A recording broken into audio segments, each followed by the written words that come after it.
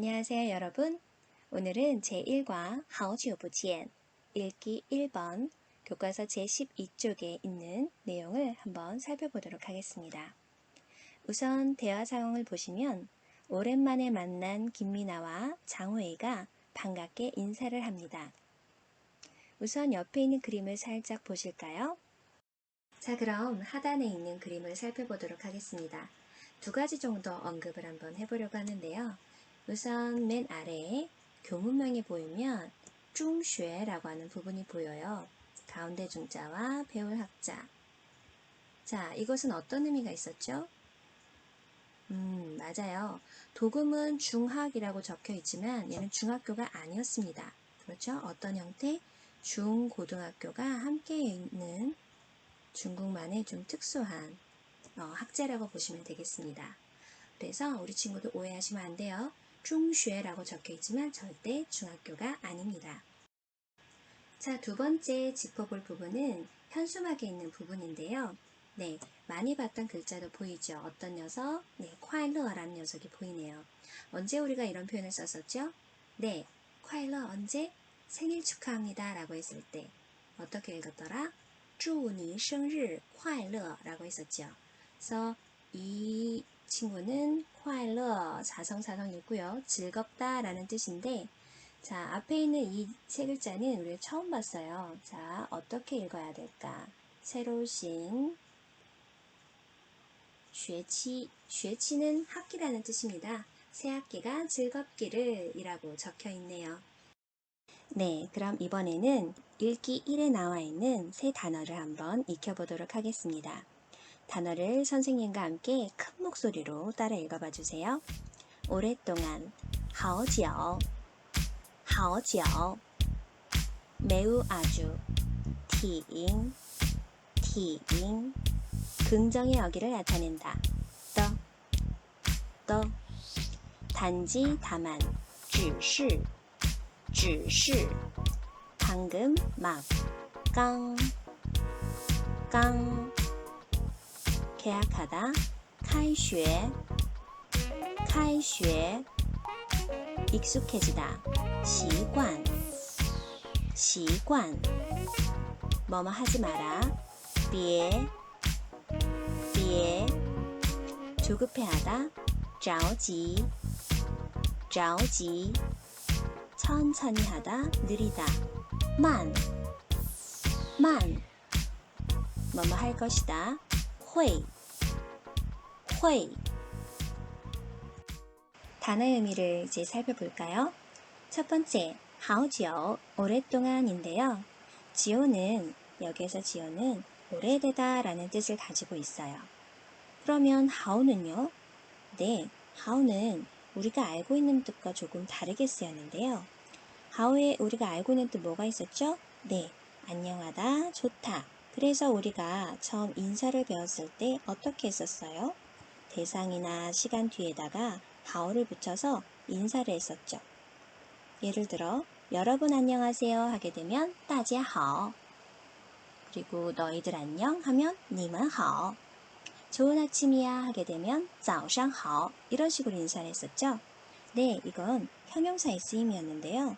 이번에 보이는 하오지오에서는 부사의 쓰임입니다. 어떤 의미냐면 매우, 아주, 네, 이런 뜻이에요. 부사의 쓰임 새로 배웠네요. 이 녀석은 한번 체크해 봅시다. 별표 갑니다. 그래서 하오지오, 매우 오래되다 라고 하는 이 두 개의 단어가 붙어서 오랫동안 이라는 의미를 갖게 되었어요. 두 번째 단어 한번 살펴볼게요. 매우 아주 라고 되어 있는데 매우 아주 하면 굉장히 익숙한 단어가 하나 있죠. 뭐가 있었죠? 맞아요. 헌이라고 하는 단어가 있었어요. 헌은 어떻게 쓰였냐면 습관적으로 형용사 앞에 붙어서 정도가 긍정적인 정도가 있다라고 하는 걸 나타내 줄 때 썼었죠. 그래서 좋아요 라고 했을 때 很好 위에 있는 단어 하오랑 연결해서 很好 이렇게 표현을 했었어요. 그런데 습관적인 쓰임이기 때문에 우리가 얘를 해석을 안 할 수도 있죠. 물론 의미를 강조해주고 싶다면 세게 읽어주면 되죠. 很好 강조해서 읽어줘도 됩니다. 자, 그런데 여기에 나와 있는 딩은요. 습관적으로 붙는 헌의 정도가 조금 약하단 말이에요. 이걸 굉장히 좀 강조해주고 싶어요. 매우 아주의 느낌을 좀 더 살려주고 싶어요. 그랬을 때 쓰는 단어입니다. 그래서 헌이 들어가는 이 자리로 누굴 넣어주냐? 딩이라고 하는 단어를 넣어주게 되면 매우의 정도가 굉장히 커지게 되죠. 그런데 이때 주의할 건 딩은요. 짝꿍을 데리고 다녀요. 어떤 짝꿍? 더라고 하는 짝꿍을 데리고 다니는데 바로 세 번째 나와 있는 긍정의 어기를 나타내는 더입니다. 자, 어기라고 하는 말이 조금 낯서네요. 어기가 뭐였죠? 네, 말의 분위기를 나타내는 단어입니다. 그래서 긍정적인 분위기를 나타낸다 라고 하는 것이고요. 우리가 여기에서 체크할 것은 딩은 누구랑 같이 쓴다? 더라는 단어와 함께 써서 사이에 형용사를 넣어서 긍정의 어감을 강조시킨다. 그래서 很好보다는 挺好的 좋아요 이 표현이 훨씬 정도가 셉니다. 단지 다만의 의미를 갖는 只是이 친구는 앞의 내용을 받아 예외적 사항이나 조건을 덧붙일 때 쓰이는 단어입니다. 그 다음 단어는 방금 막의 의미를 갖는 깡인데요. 깡의 경우에는 좀 체크를 한번 해볼까요? 깡은 부사로 쓰이는데 부사는 어디에 위치한다라고 했었죠? 주어와 동사수어 사이에 들어가서 부사어로서의 기능을 하게 됩니다. 부사 깡. 네. 그렇다면 그가 왔어요 라고 하는 표현 한번 해볼까요? 예문을 들어볼게요. 他来了 그가 왔어요. 이렇게 되죠.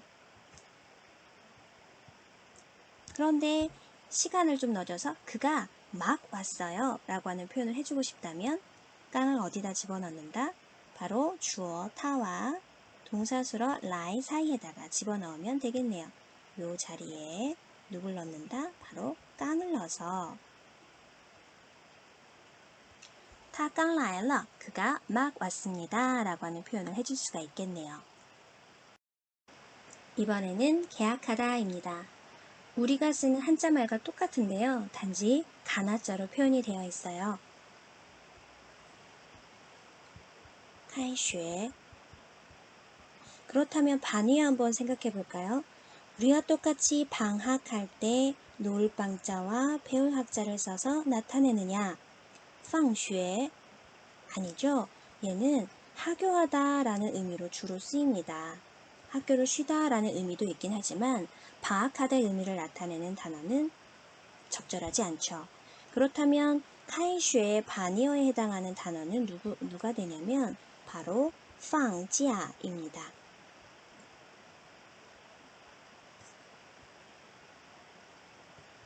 방자 이게 바로 방학하다의 의미를 갖는 단어가 되겠습니다. 우리 친구들이 이 글자를 봤을 때 우리가 익숙하게 알고 있는 것은 거짓을 나타내는 단어인데요. 거짓을 나타낼 때는 이거는 조금 플러스입니다. 외우지 않으셔도 돼요. 지아라는 의미를 갖고 있고요.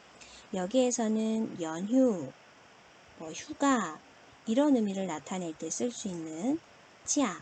네, 얘는 다음자예요. 그래서 발음이 두 가지가 있습니다.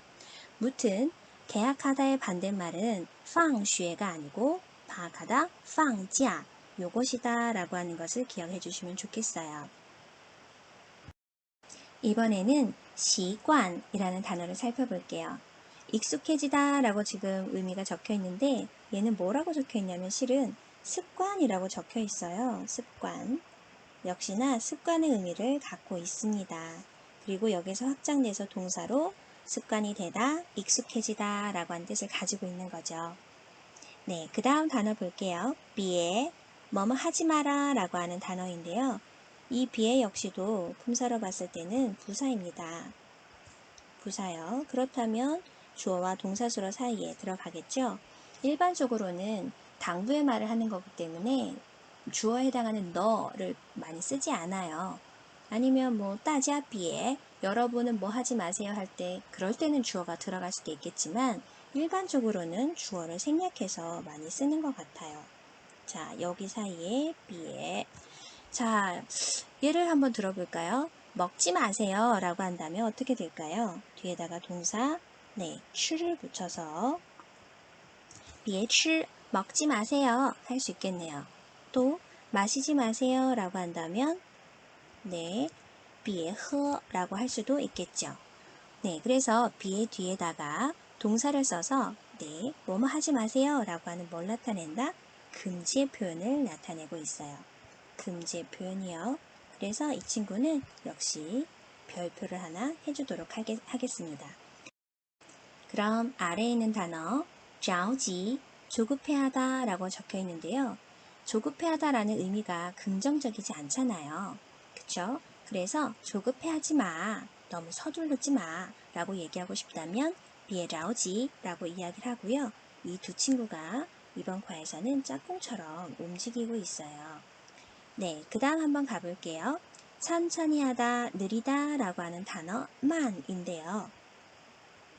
만. 네, 뭔가 모습을 묘사하고 있으니까 이 친구는 형용사입니다. 그럼 반이요. 얘는 좀 쉬우니까 한번 써보고 갈게요. 빠르다. 어떤 단어가 있었죠? 우리 앞에 12쪽 그 메인 그림이 있었는데 快乐, 즐겁다 라고 했을 때 바로 이 快가 원래는 빠르다 라는 뜻을 갖는 단어예요. 빠르다.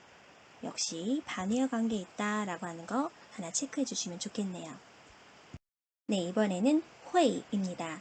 뭐뭐 할 것이다. 어떤 의미를 나타낸대요? 네, 추측의 의미를 나타낸다 라고 했는데 회의는 대표적인 네, 조동사입니다. 회의, 조동사요. 조동사는 쓰임이 어떻게 되죠? 동사를 도와주는 친구라서 위치는 주어와 동사수러 사이에 들어가면서 부사어로서의 기능을 해요. 네, 그래서 이 자리에 우리가 조동사 회의를 넣어주게 되면 그 의미를 나타낼 수가 있습니다. 대표적인 의미는 실은 추측을 나타내는 뭐뭐 할 것이다는 아니고 어떤 녀석이었죠? 네, 맞아요. 대표적인 의미는 배워서 뭔가를 할 수 있다 입니다. 할 수 있다. 그래서 나는 중국어를 말할 수 있다 라고 하고 싶어요. 그러면 어떻게 해요? 나는 중국어를 말한다를 우선 만들어 볼게요. 我说汉语 나는 중국어를 말한다. 옆에 한자도 한번 적어볼까요? 我说汉语 네, 그런데 나는 중국어를 말할 수 있다. 난 중국어를 할 수 있다. 라고 한다면 어떻게 하면 돼요? 我와 说 사이에다가 뭘 집어넣는다? 회의라고 하는 조동사를 집어넣으면 나는 중국어를 말할 수 있다 라고 하는 표현이 되게 됩니다. 네, 그래서 이것이 첫 번째 가장 많이 쓰이는 표현이고요. 두 번째가 우리가 요번에 나온 뭐뭐 할 것이다 라고 하는 미래에 대한 추측을 나타내는 단어인데 이 경우에는 회의가 누구랑 또 짝꿍으로 많이 다닌다? 긍정의 어기를 나타내는 바로 이 더. 긍정의 어기를 나타낸다 라고 해서 위 언급되었던 이 더와 같이 많이 쓰입니다. 그래서 네, 여기까지가 우리 일기 1의 단어가 되겠습니다. 오랫동안 好久 好久 매우 아주 挺 긍정의 어기를 나타낸다. 더 단지 다만 只是 방금 막 깡 계약하다 开学 익숙해지다 习惯 뭐뭐 하지 마라 别 조급해하다 着急 천천히 하다 느리다 慢 뭐뭐 할 것이다 会